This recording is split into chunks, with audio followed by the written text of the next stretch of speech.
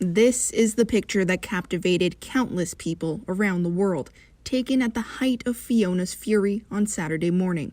It showed what people were up against in Basque and was picked up by media outlets everywhere.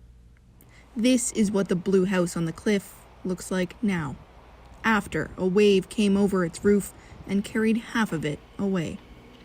Some of that debris ended up here, washed up across the cove. It's where earlier today, the family who lived in that house is picking up its remains. Just grabbed the cats, grabbed our shoes, got in the car and left, and that was that. And then next hour later, we see pictures of our house, and we got hit by a wave and started collapsing. Savery and his parents fled, but just before their house disintegrated, a local newspaper editor snapped a picture, capturing the terror of Fiona in a single image, a photo shared around the world. It's weird to see your house everywhere in shambles when, you're used to seeing it as it stood, nice, pristine, it was your home, and now everyone sees it and recognizes it as that house that's crumbled by the seawall. Now it's the last picture taken of their house, which was supposed to be the family's dream home by the sea, in the town both of his parents grew up in.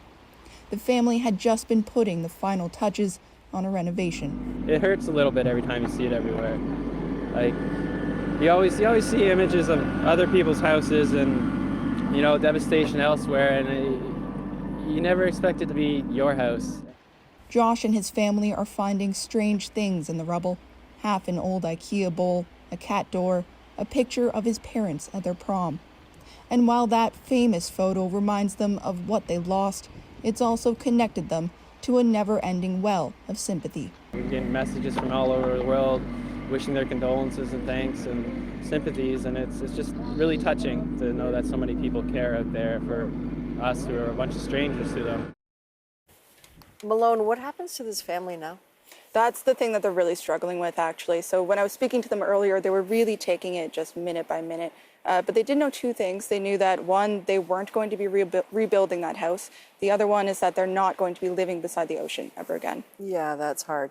You were here for Fiona throughout the entire thing. You've watched the aftermath. What are the themes you're picking up on?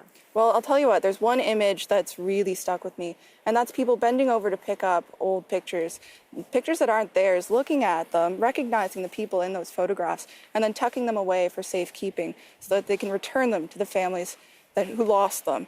And I've seen that actually multiple times in the last couple of days. That is a lot. Malone, thanks to you and Danny for your reporting. Really Thank you. Appreciate it. Thanks.